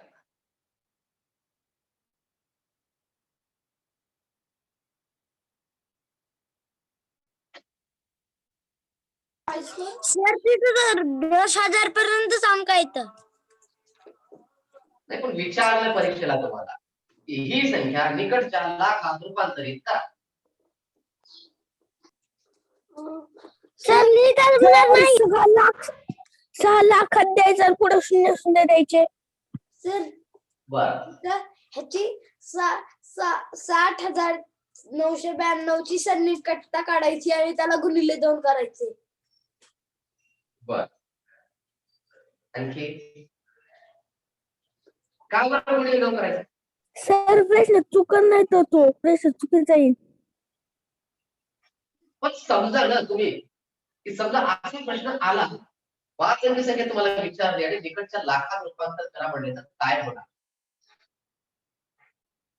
0.6 लाख. दशांश मध्ये नको बेटा. सर 60,000च्या मागे 1 शून्य वाढवला तर सर करावी. 60,000 उत्तर काय ते सांगू? 60,000 भागिले 1 लाख.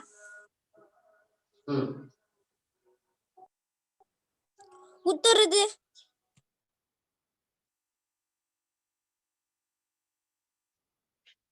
एक लक्षात घ्या, असं विचारलंय, कशात कोणतं स्थान विचारलंय, याच्या निकटचा लाख कोणता. इथं आता हे आहे 60,000च आहे, म्हणजे 1 लाख पूर्ण झालेले नाही, म्हणजे इथं 6च्या अगोदर कोणी नाही, म्हणजे इथं 0 आहे. 0 आहे. ही संख्या 6 कुणापेक्षा तरी मोठी आहे, कुणापेक्षा म्हणजे 5 पेक्षा मोठी आहे, म्हणजे लाखामध्ये 1 मिसळेल. शून्यामध्ये एक मिसळला, एक. निकटचा लाख कोणता आहे तिचा? 60,000च्या जवळ येणारा लाख कोणता आहे? पहिला लाखच असेल ना. 1,00,000. 1,00,000. 1,00,000 त्याच्या जवळ आहे. कुठला भागाकार नाही, कुठला गुणाकार. जर समजा तुम्हाला दिलंय 3, 3चा निकटचा दशक कोणता विचारले? दशक विचारले. 40,992 दिलं असतं. हा? तिथे 40,992 दिलं असतं तर लाखात करायला आलं असतं तर कसं केलं असतं?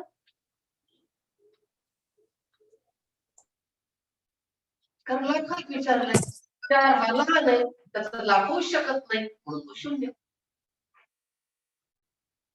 आता एक गृहीत धरा, आणखी तुम्हाला मी सांगतो ना.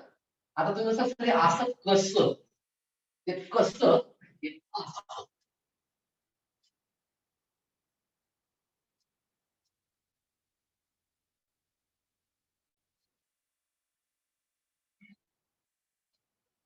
बेरीज करा.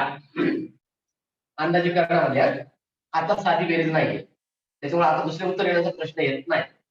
अंदाजे करणारे बेरीज किती येईल? उदाहरण लिहून घ्या तुम्ही पण.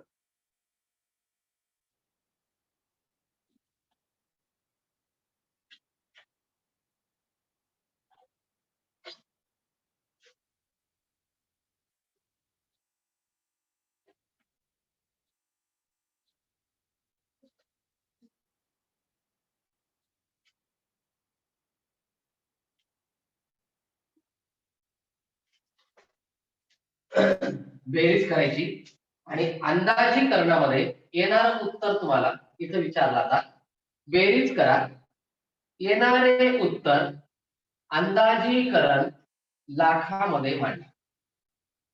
लाख तर येणार थोडं तिथं एक बदल करता. उत्तर चल ओके. अंदाजीकरण लाखामध्ये कसे मांडा. थोडा बदल करायचा, एक संख्या बदल, आपोआपच लाखामध्ये जाऊ लागली. काय येईल बेरीज बघा. वर लाख विचारल्या, या प्रश्नाचं उत्तर अंदाजीकरण लाखात काय येईल?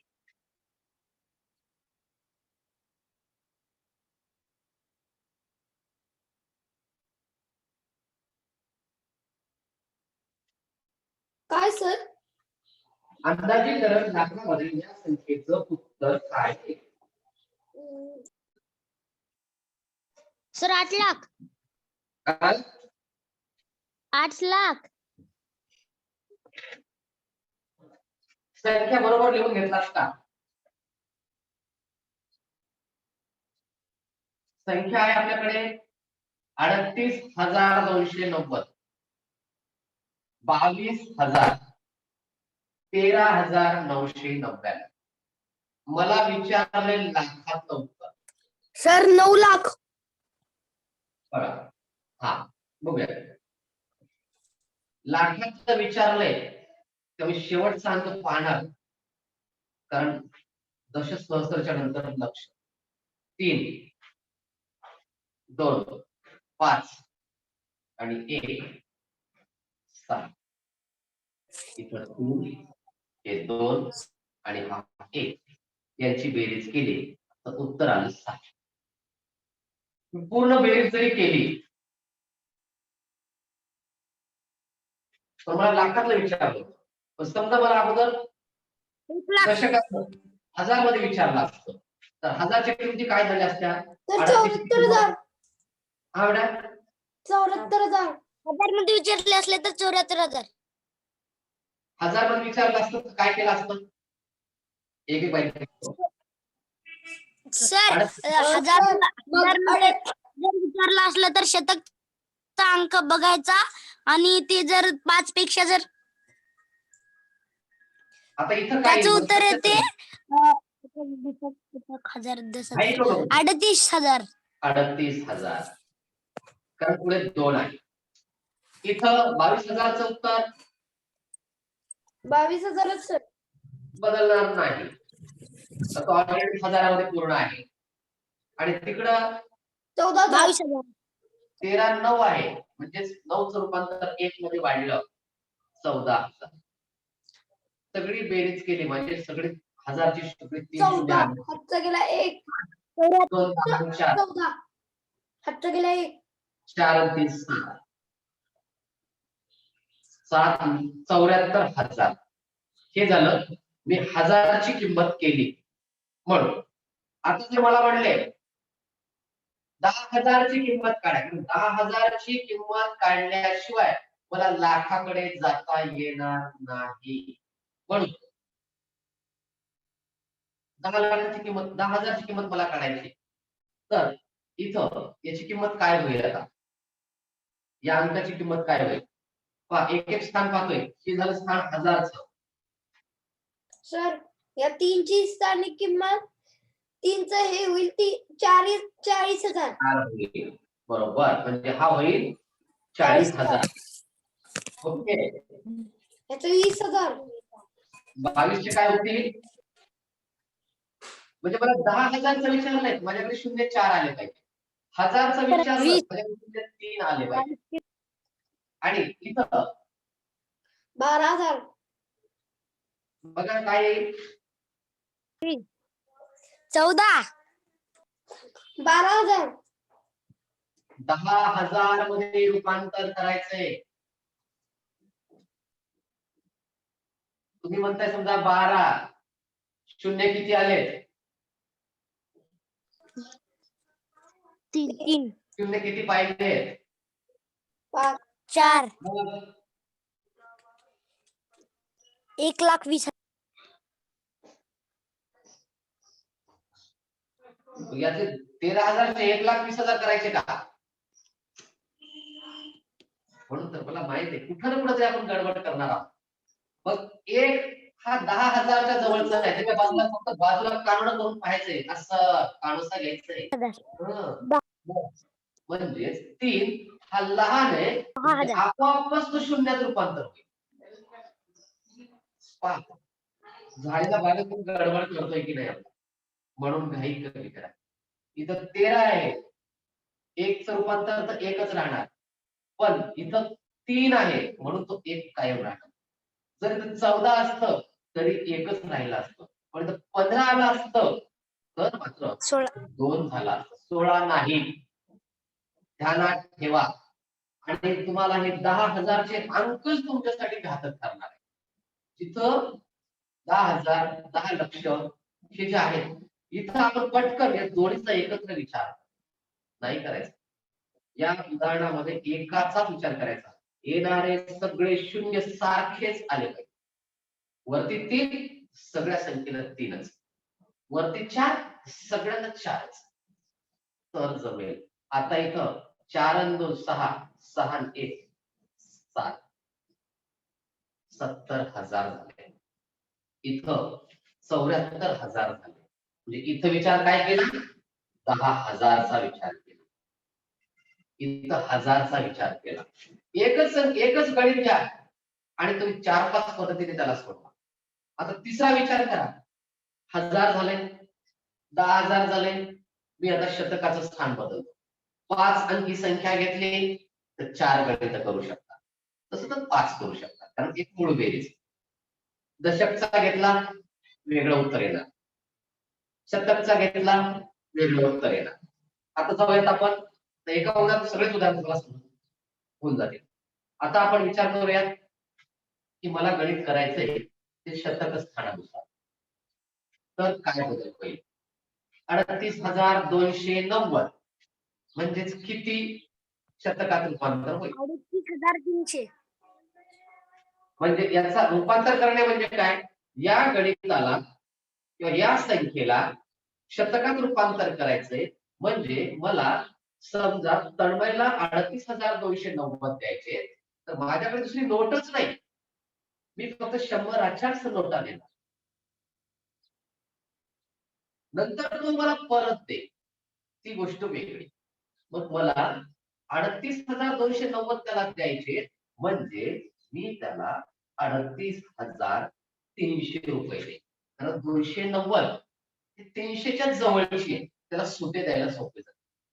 पण मला जर 38,240 द्यायचे तर मी त्याला 38,200 देईल आणि 40 नंतर सुटे.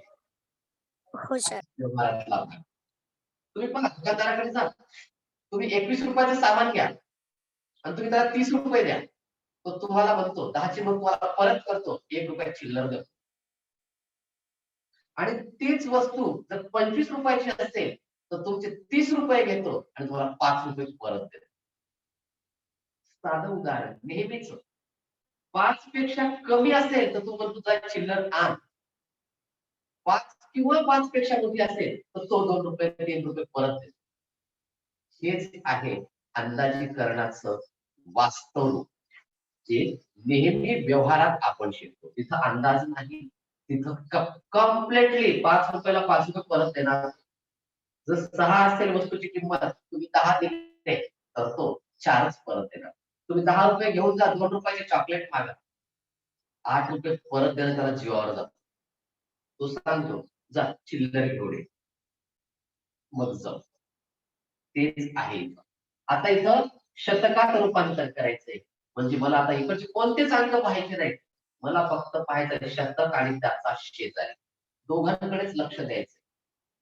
इथं 100 आणि इथं 10 युनिट, शतक, दशक, 29 आहे म्हणजे तिथं 2 सोबत 9 आहे, म्हणजे 9 हा 5 किंवा 5 पेक्षा मोठा, म्हणून माझ्याकडे. इथं विचारावर काहीच परिणाम होणार नाही, कारण काही नाहीच आहे, काही नाहीच. इथं काही सांगा सर 14,000. नाही तर 13ला 13 लिहिले आणि 9चे 10 केले होते. घाईमध्ये तसंच होते, कारण मी म्हणत राहिलो इकडच्यावर काहीच फरक होत नाही जशाला तसे. पण आणखी एक अट लक्षात ठेवावी लागते, 9चा मला इकडे वाढवायचा आहे तर काहीतरी बदल होणार आहे. म्हणजे मी तर शून्य मांडणार आहे, 3 शून्य माझ्याकडे येणार आहे, पण ते गेला कुठं मग इकडं तो शतकाचा 1000 मध्ये जाऊन बसेल. म्हणजे 13,999 इथं 9चा माझ्याकडे शून्य होतोय, पण मी 1000 मांडू शकत नाही. मला मात्र शेजाऱ्याला नाविलाजाने द्यावेच लागते आणि मग रूपांतर होईल 14,000.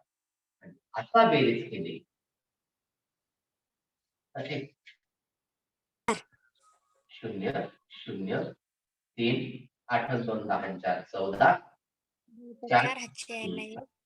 74,300. पहा बदल कसा व्हायला. 74,000, 70,000, 74,300. इथं बदल केला शतकामध्ये. तुम्ही बदल करून पहा आता दशकामध्ये काय बदल होतो. आणि जेव्हा प्रश्न जर शेवटी विचारलाय लाखाचा, तर 70,000, 74,000 यांच्या जवळ जर कोणी असेल तर तो आहे 1 लाख. 8 लाख नाही.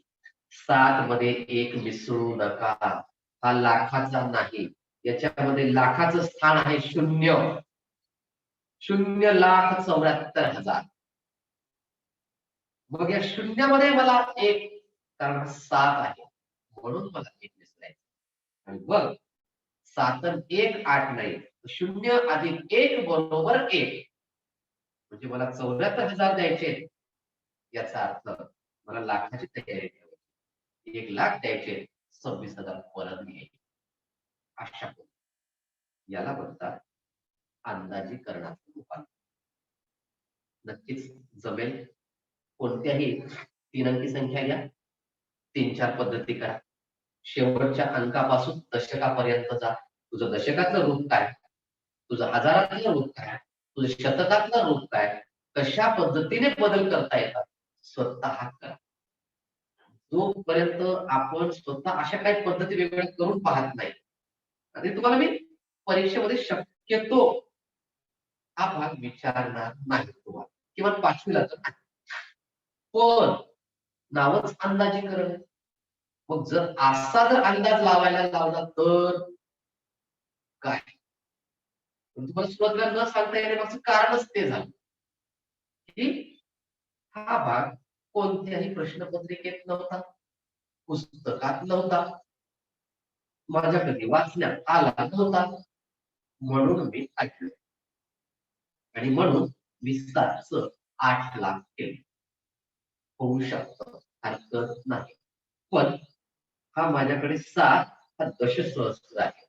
70,000 74,000 या 74,000 नंतर येणारा कोण आहे? 1 लाख 8 नाही. ओके तर मी नाव आर्यन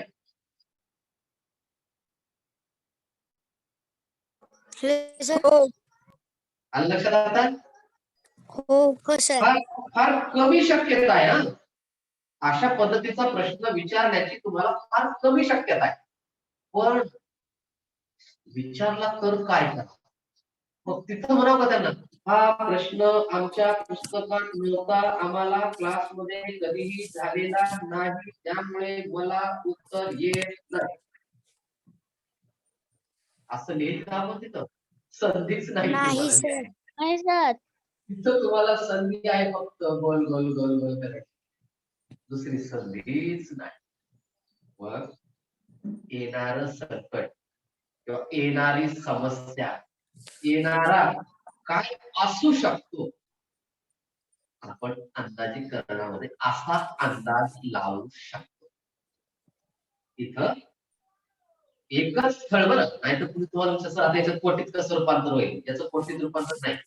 कारण कोटीत मध्ये जर रूपांतर करायचंय तर मला दशलक्षाची संख्या माहित पाहिजे, शेजारची संख्या मला माहित पाहिजेच, तरच करायचं, अन्यथा रूपांतर होतच नाही. इथं जर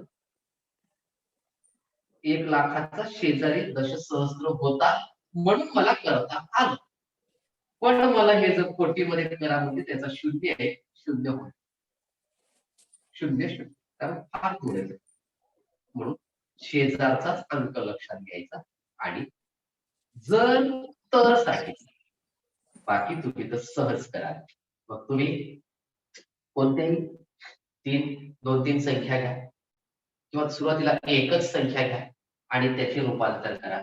याचं मी हजारात काय करू, याचं मी 10,000 काय करू, याचं मी शतकात काय करू, या संख्येचं दशकात मी काय, तुमचा प्रश्न चुकणार. एक तर हे झालं ना, मग तुम्हाला जे परीक्षेत प्रश्न विचारतात 0.5 गुणिले 2.3 अधिक 3 गुणिले 5 बरोबर किती, काहीच अवघड जाणार. तिथं दशांशच्या नंतर कोण आलाय? 5. 3.5 आहे 4. 4.13 आहे त्याला 4 झाला, मग 4 आणि पूर्ण 20 संपलं. अतिशय सोपा आहे. फक्त 2-3 गोष्टी बारकाईच्या ज्या लक्षात ठेवायच्या त्या म्हणजे संख्या रेषा तुम्हाला जशी काढून दाखवली ती आपली अंदाजे करण्याची संख्या रेषा, की जिच्यामध्ये 1 ते 4 असेल तर 0, 5 ते 9 असेल तर +1. एवढं लक्षात ठेवा. नक्कीच याच्यावरचे प्रश्न तुम्ही सोडवा. इथून थोडं आपण काही दिवस नवोदयाला थोडस आपण संधी जास्त द्यायची. जे नवोदय मधला भाग आपल्या शिष्यवृत्तीमध्ये आहे तो तर आपला झालेला आहे, पण सोबत उतारे जे आहेत याच्यानंतर उद्यापासून तुम्हाला किंवा आज जमल्यास मी काही उतारे पाठवेल, 1 किंवा 2 उतारे पाठवल्याच्या नंतर तुम्हाला स्वतःला त्या उतार्यावर आधारित 5 ते 7 प्रश्न तुम्हाला स्वतःला तयार करायचे. प्रश्नामध्ये विविधता असेल, मी ऑनलाईनच्या म्हणत नाही, ऑफलाईन कागदावर एक 8-10 ओळीचा उतारा असेल किंवा एखादा प्रसंग असेल किंवा एखादी ऑडिओ किंवा व्हिडिओ क्लिप असेल. ती क्लिप म्हणजे सुद्धा एखाद्या उतार्याचं वाचन असतं. तर ते वाचन ऐकून, तो व्हिडिओ पाहून किंवा दिलेला उतारा पाहून तुम्हाला कोणते प्रश्न पडतात. आता प्रश्न फक्त याला काय म्हणतात, त्याला काय म्हणतात, हे काय म्हणाले, ते काय म्हणाले, एवढंच सोपं आहे. प्रश्नामध्ये विविधता असतात. कुठंतरी नाम उत्तर देणारं असावं, कुठंतरी सर्वनाम असावं, कुठंतरी विशेषण असावं, कुठंतरी क्रियापद असावं, असे वेगवेगळे. कुठंतरी विरुद्धार्थी शब्द असावेत, कुठंतरी समानार्थी शब्द असावेत, कुठंतरी म्हण लपलेली असावी, कुठंतरी वाक्प्रचार लपलेला असावा. हे सगळे घटक त्या उतार्यात कुठं आले, तो उतारा नीट वाचा. त्यावर काय प्रश्न तुम्ही तयार करू शकता, तुमचे प्रश्न. जरी तो तुमच्या पुस्तकातला जरी एखादा उतारा दिला, नवोदयचा असेल, तुमचं शिष्यवृत्तीचं असेल, कोणतंही, तर त्याच्या खालचे प्रश्न तुम्ही घेऊ नका. ते सोडून तुमची तयारी करा आणि मग त्याचे उत्तर आपणच शोधू, आपणच लिहू. तुमचं उत्तरही तुमच्या जवळ बाजूला ठेवा. ते उत्तर तुम्ही पाठवायचं नाही. प्रश्न तुमचे एक उतारा पाठवलं तर 10 प्रश्नाला काहीच वेळ लागत नाही. आमच्याकडे दररोज परिपाठामध्ये एक मुलगा गोष्ट सांगतो आणि तो एक प्रश्न विचारतो, दुसरा एक जण उत्तर देतो. ज्यानं उत्तर दिले तोच पुन्हा दुसऱ्याला प्रश्न विचारतो. असे दररोजच्या दररोज चालत असतात. म्हणजे गोष्ट ऐकून सुद्धा उतार्यावरील प्रश्न चालू असतात. इथं आपल्याला परीक्षेला धडाच. तर त्या पद्धतीने तुम्ही करायचे. तुम्हाला उतारा पाठवला जाईल. म्हणजे कारण गणित आपल्या नवोदय विद्यालयामध्ये फक्त उतारा या एकाच घटकावर मराठीतल्या तुम्हाला प्रश्न आहे. मग इतकं काय अवघड असेल की त्याने दुसरं काहीच घेतलं नाही. पण त्याने तो उतारा जो घटक घेतला त्या उतार्यामध्ये त्यांनी सगळंच त्याच्यात दिलेलं आहे. सर जेवढे काही आहे सगळं त्याच्यावर लपवलेले आहे. म्हणून तो भाग फार महत्वाचा आहे. गणितामध्ये मार्क पडते, कदाचित बुद्धिमध्ये पडते, परंतु मार्क दिला जातो तो मराठीच्याच प्रश्नपत्रिकेमध्ये. म्हणून स्वनिर्मित प्रश्न तयार करा, बाकी आपण बघत आहोत. कारण तेवढा उतारा इथं तुम्हाला समजावून सांगणे, इथं रोजच्या रोज घेणे आणि प्रश्न ते शक्य आहे. म्हणून अगोदरच उतारा तुमच्याकडे वाचा, प्रश्नाचे उत्तर काय असू शकतात त्या पद्धतीने. ओके सर यस, आपलं ई बुक तयार झालं. ई बुक माझं तयार आहे, परंतु थोड्या काही अडचणीमुळे, अधिकाऱ्याच्या अडचणीमुळे साहेबांनी थोडंसं एक सूचना दिली, त्याच्यामुळे मी थोडंसं थांबलेलं आहे. आपले जे आंबेडकर साहेब आहेत त्यांची सुद्धा त्या ठिकाणी भेट होणार आहे आणि त्यांच्या हस्ते किंवा आपले शिक्षण अधिकारी, आता ही त्यांच्या मागे जी गडबड होती ही हो, जे प्रज्ञाशोध आपली जम्पर टेस्टची ती आता थोडीशी संपलेली आहे. कारण जी टेस्ट पाठवताना आपण आम्हाला जे मुख्य जे आहेत आमच्या सोबत नंदू बाराडकर सर, डॉक्टर राजेश पावडे, त्यांनी फक्त सांगितले सर साहेबांच्या हस्ते आपण तो कार्यक्रम घेऊया, ऑफलाईन का ऑनलाईन. तर ऑफलाईनचा मागे विचार होता, परंतु तिथं त्या कार्यक्रमामध्ये परवानगी नव्हती, म्हणून ऑनलाईनच घ्यायचं आहे. त्यामुळे आणखी आपले काही दिवस वाढतील, तोपर्यंत आणखी तुमच्या काही चाचण्या वाढतील. येऊ द्या, होऊन जाईल, काही काळजी करू नका. सर हा ते आपल्या काय म्हणते तिकडे नाही रे सर, ते तुम्ही आपली ती एक मॅडम होती की आपल्याला विदेशी भाषा शिकू लागली, त्याचं काय झालं? लागली नाही, शिकवू लागल्या. तो प्रश्न तुम्हाला विचारला, त्याचा नंबर तुमच्याकडे आहे म्हणजे तुम्हाला विचारून घ्यावं लागेल. कारण त्यांच्याकडे 40-50 किंवा 100 विद्यार्थी झाली. हा 100 विद्यार्थ्यांची बॅच झाली तर ते घेते. कारण जर सुद्धा 10 किंवा 5-10 जर विद्यार्थी झाले तर त्यांना सुद्धा अडचणी आहेत. आणि पुन्हा काल निलेश सरांचा फोन आला होता मला, जे संगणकाच्या बाबतीमध्ये मागे तुम्हाला बोललो होतो. तर त्याचा काल वैयक्तिक पुन्हा मेसेज आला, एक कॉलही आला की सर यानंतर आम्ही म्हणजे आता इथून जर 10 किलोमीटर आतील परिसरामध्ये जर 100 विद्यार्थी होत असतील तर ते स्वतः प्रत्यक्ष इथं येऊन 1 महिना लॅपटॉपवर फक्त 300 रुपयामध्ये ते शिकवणार आहे. प्रत्यक्ष त्यांचा व्यक्ती सोबत येऊन ऑनलाईन नाही ऑफलाईन पद्धतीने शिकवणार आहोत असा त्यांनी परवाला संदेश दिलेला आहे. पण 100 विद्यार्थ्यांची अट आणि 10 किलोमीटर आमच्या आतील विद्यार्थी एवढी त्यांची अट आहे. हा यस बेटा. तुम्ही ते पाठवलं ना की 2 गुण ठेवायचे. येस तुला रात्री पाठवला मेसेज. बघितली का माझी टेस्ट? तू सोडवली, तू बघ ना.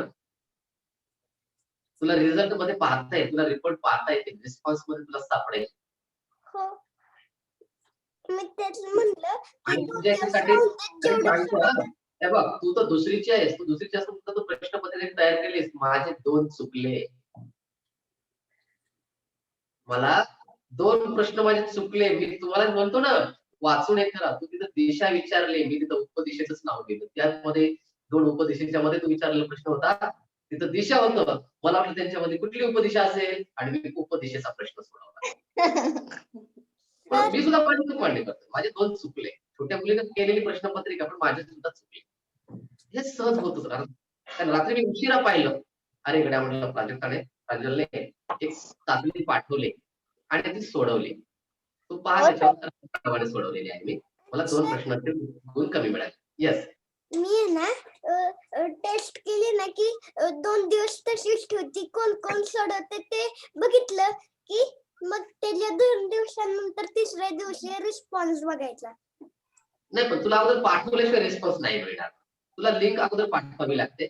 जोपर्यंत तू लिंक नाही पाठवणार तोपर्यंत तुला रिस्पॉन्स कळणारच नाही. लिंक पाठवल्यावर जे सोडवते त्यांनी 2 दिवसात सोडवले तर हा चालते तसं चालते. 2 दिवसांनी 3 दिवसांनी कधी पाहू शकता, काही अडचण नाही. आणि लिंक चालू ठेवायची की बंद ठेवायची तुमच्या हाती असते. आपल्याला ती सेटिंग असते की आता हे बंद करायचे की आता तुम्ही सोडवू नये. जसं प्रज्ञाशोध जम्बो टेस्ट 4 3 2 1 बंद झाल्या. ते सेटिंग असते आपल्याला बंद करता येते की आता कोणी सोडवू नये ते करता येते. आणि तू 10 प्रश्न पाठवलेस त्याबद्दल. आणि चाचणीमध्ये आपले 10 प्रश्न असावे. 5 ते 10 प्रश्न असावे. कधीही पहिल्यांदा चाचणी तयार केला तुम्ही अगोदर तुम्ही सोडवा. स्वतः सोडवा. स्वतःला किती गुण मिळतात, उत्तर बरोबर आहेत का, मग येईल. नाही जाऊ. ऐकलं. बाय. मी तुम्हाला विचारते त्या प्रदेशावर. हा येस प्रांजल काहीतरी बोलत होते. सर तुमचं मानसिक तयार झालं का? हो. आपल्याकडे काही तुमच्या फोटो, तुम्ही केलेल्या चाचण्यांची पीडीएफ तुम्ही जे पाठवलेलं आहे माझ्याकडे, तर पीडीएफ नाही जमत त्याच्यामध्ये मला. तर त्याच्यामध्ये तुम्ही पाठवलेले जे लिंक होत्या आपल्या तंत्रस्नेही विद्यार्थी ग्रुपवर, त्या लिंकची माहिती, काही विद्यार्थी कुठून जोडलेले आहेत, आपण तयार केलेले ब्लेंड कोलाज, काही जणांनी पाठवलेल्या प्रतिक्रिया, फक्त पालकांच्या मध्ये फक्त रोहिणीच्या वडिलांची फक्त प्रतिक्रिया आलेली होती, त्यांची एक आहे आणि दुसरी एक आहे. बाकी शिक्षकांच्या आणि अधिकाऱ्यांच्या आहेत काही प्रतिक्रिया त्या. आणि आपण कोणकोणत्या पद्धतीने चाललो याचे एक 5-7 घटक, एवढे असं एक 30-40 पेजेस छानपैकी आपलं सध्याला तरी तयार झालेलं आहे. तर थोडस आणखी काही मिळालं अधिकाऱ्यांकडून, थोडस त्यांची जर प्रेरणा आणखी मिळाली तर लवकरात लवकर ते प्रसिद्ध केलं जाईल. काळजी करू नका, तयार आहे तुमचं मटेरियल. तुमचं माझ्याकडे मोबाईल मध्ये डाटा उठवलेला सगळा सेव्ह मिळून जाईल तुम्हाला, एकत्रित मिळून जाईल. आणखी ओके. सर पप्पा आहे ते, पप्पाला बोलता का? हो दे ना, व्हिडिओ चालू करू शकते. थांबा सर, ते बाहेर राहतं, बाहेर नेतो मोबाईल.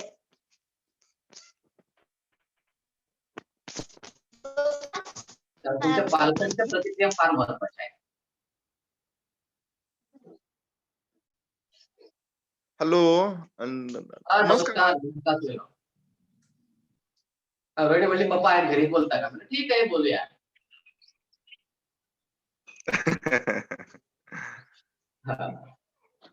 ते काही विद्यार्थी मासिकाबद्दल बोला की सर, काय नाही. हा झालेलं आहे. हा पालक म्हणून फक्त म्हटलं माझ्याकडे आमच्या रोहिणीच्या वडिलांची मला नेहमीच्या प्रतिक्रिया आहेत, ती प्रतिक्रिया आहे. बाकीच्या पालकांच्या आपल्या आर्यांच्या वडिलांची सुद्धा मागे डायरेक्ट आपल्या आंबेडकर सरांशी बोलतानाची प्रतिक्रिया आहेत. तर आहे ती तयारी आपली झालेली आहे. पण एखादं समजा कसं आहे, आपले वरिष्ठ अधिकारी जर भेटले तर त्यांच्या हस्ते जर केलं तर त्यांना सुद्धा थोडस काहीतरी वेगळं वाटेल. आणि आताच्या लॉकडाऊन मध्ये आणखी लॉकडाऊन वाढणार, त्याची तयारी कालच आम्ही मुलांना सांगितलं होतं सकाळच्या तासिकेमध्ये की मुख्यमंत्री साहेबांनी थोडस एक घोषणा केलेली आहे संकटाचं. कारण फक्त 2 पेशंट होते, 200 300 200 400 कसे व्हायले, ते संकट खूप मोठं येणार हे तरी लक्षात घेऊन सध्याला काही सूचना दिलेल्या आहेत. त्याचा ऑडिओ आपण पाठवलेला आहे, सगळीकडे ते माहीत झालेलं आहे. तसं तुम्ही सुद्धा मला पत्र ते पाठवलेलं आहे.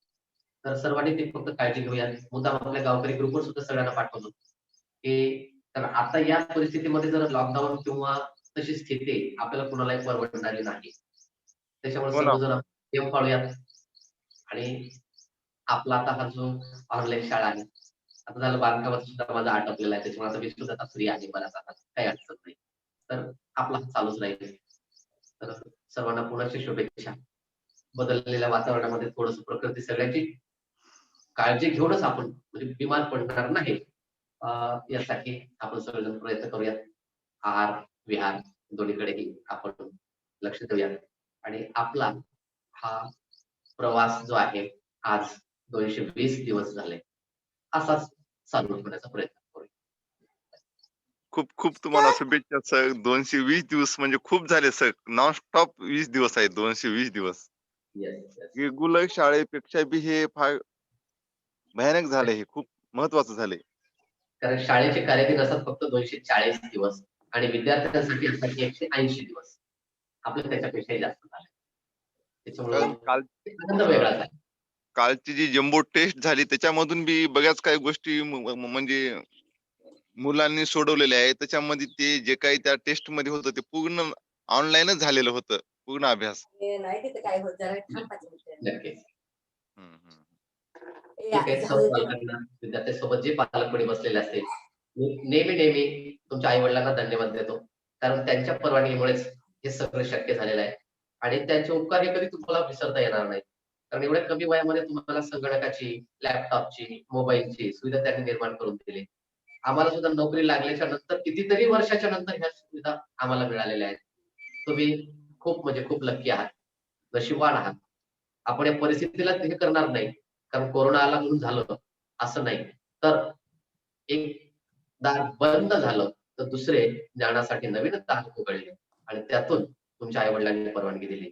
त्यासाठी मी नेहमी तुमच्या आई वडिलांचे धन्यवाद व्यक्त करतो आणि तुम्ही सुद्धा आपल्या आई वडिलांचे उपकार आपले आभार त्यांचे मानत जा कारण त्यांच्यामुळे शक्य झालेलं आहे. विनाकारण कोणीही उगाच मोबाईल नाही तर सर्वजण अगोदर त्रासलेले होते काय करत मोबाईल घेऊन बसायला पोरं जरा सांगत राहा कारण त्यावेळेस आपल्याकडे होते गेम आणि आता आहे फक्त अभ्यास. आता कोणी पालक म्हणत नाही की मोबाईल घेऊन बसले सर नाही म्हणत. नाही बिलकुल नाही सर, बिलकुल नाही. कारण बदललेली परिस्थिती ही पालकांनी स्वीकारलेली आहे आणि विद्यार्थ्यांनी तो बदल घडून दाखवलेला आहे. आपण एक निमित्त मात्र आहोत. आपण फक्त सांगत राहिलो, मुलांना आवडलं, मुलांनी केलंय आणि त्यातून मुलांशी गप्पा वाढत गेल्या. सर्वांचे पुनश्च एकदा धन्यवाद. धन्यवाद Yes, सर. सर धन्यवाद. पालकांच्या प्रतिक्रिया कशा पाठवायच्या तुम्हाला? कोणतेही चालतील बेटा, लेखी असले तर खूपच छान. बिलकुल त्यांच्या फोटोसह आपण देऊयात. तोंडी असल्या तरी त्या पण चालतील, काही अडचण नाही. त्याला आपण शब्दांकित करूया. तू जसा ऑडिओ पाठवतेस कधी कधी रोहिणी ऑडिओ पाठवते तसंही चालेल. कुठलंच बंधन नाही. कोणत्याही स्वरूपात चालतात. त्याची लिंक सुद्धा आपण तयार करू शकतो. सर ओके हो सर. चालेल. ठीक आहे भेटूया.